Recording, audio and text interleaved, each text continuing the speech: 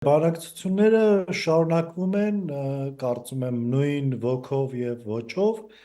ինչը ի սկզբանե թելադրել է ադրբեջանական կողմը եւ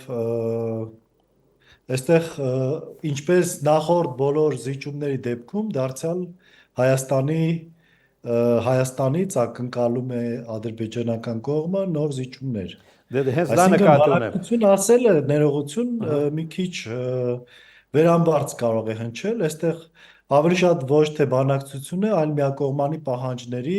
հետևողականորեն պարտադրում։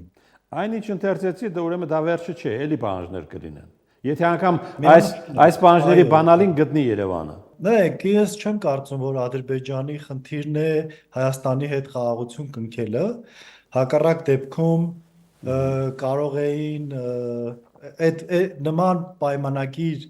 կնքելու ցանկության դեպքում արդեն այն կնքված կլիներ։ Եվ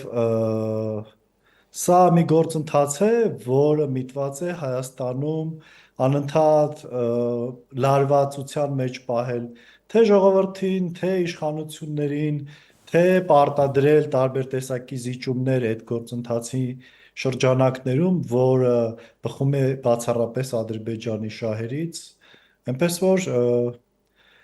ասել, որ մենք խաղաղության ենք գնում, դա միամտություն կլինի։